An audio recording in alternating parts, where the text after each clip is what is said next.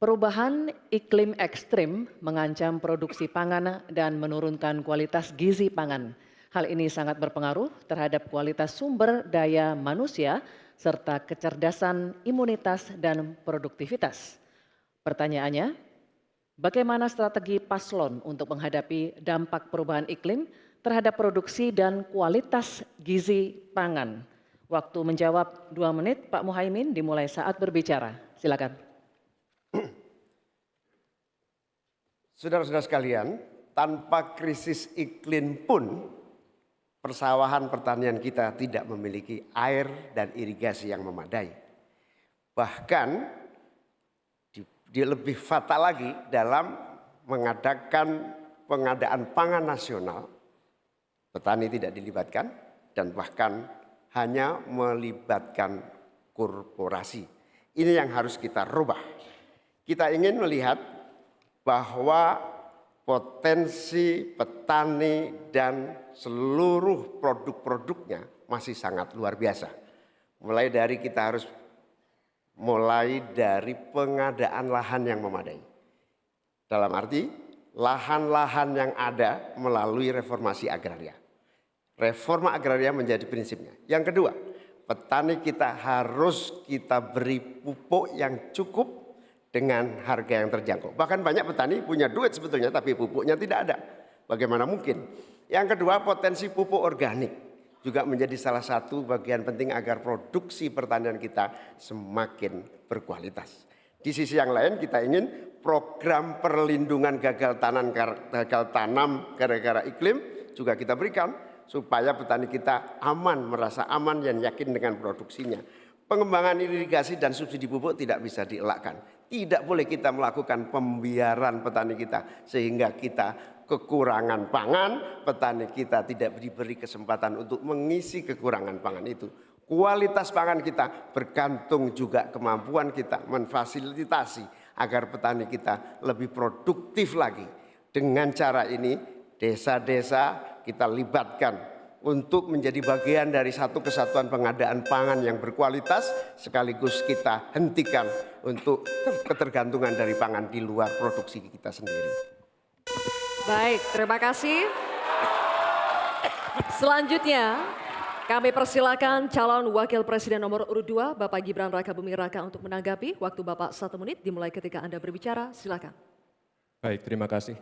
Enak banget ya Gus ya, jawabnya sambil baca catatan tadi.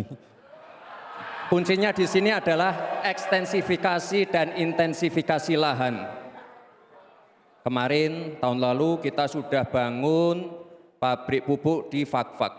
Kuncinya untuk meningkatkan produktivitas ya kita harus genjot kawasan industri pupuk. Kita dekatkan pupuknya dengan lahan-lahan pertaniannya. Kuncinya pupuk dan pupuk harus didekatkan dengan lahan-lahan pertanian. Otomatis produktivitas akan meningkat. Dan jangan lupa mekanisasi. Kita ingin meningkatkan produktivitas para petani. Pakai RMU, pakai combine harvester, dan juga kita melibatkan generasi muda melalui smart farming. Pakai IoT untuk melihat pH tanah, keasaman tanah, kesuburan tanah, dan juga penggunaan drone untuk penyemprotan pestisida. Terima kasih. Baik, terima kasih. Terima kasih. Baik, kita lanjutkan Bapak-Bapak. Oke, selanjutnya. Kita lanjutkan ya Bapak Ibu.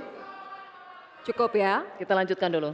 Selanjutnya giliran calon wakil presiden nomor urut 3 Bapak Mahfud MD untuk menanggapi juga. Waktunya 1 menit Bapak dimulai ketika Anda berbicara. Silakan. Ya, kan masalahnya itu salah satu yang sering kita dengar, lahan berkurang, petani berkurang.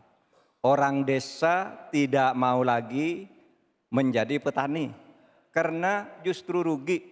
Terkadang kalau mau ingin mendapat pupuk bersubsidi dipersulit bukan main dan harus beli ke tengkulak.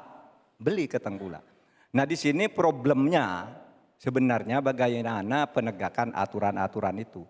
Kami di Jawa Tengah itu pernah punya program di mana Pak Ganjar waktu jadi gubernur waktu itu membuat 29 badan usaha milik petani yang itu efektif untuk membantu petani saling menolong menggarap tanahnya sehingga dia kerasan di desa. Yang saya tanyakan, kebijakan hukum apa yang akan dilakukan untuk mengatasi masalah ini? Terima kasih. Baik, terima kasih Pak Mahfud MD. Kita teruskan lagi ya. Kita lanjutkan dulu ya. Kita teruskan Kita lagi lanjutkan debatnya. Cukup. Selanjutnya kita kembali ke calon wakil presiden nomor urut 1 Bapak Muhaimin Iskandar. Kami persilakan untuk merespons tanggapan dari calon wakil presiden nomor urut 2 dan 3 yang telah dikemukakan. Waktu Bapak 1 menit dimulai ketika Anda berbicara. Silakan. Terima kasih Pak Gibran. Yang Anda sampaikan hanya mengulang apa yang saya sampaikan. Saya ingin memperdalam lagi bahwa petani kita ini potensinya besar sekali. Jumlah petani kita masih sangat besar.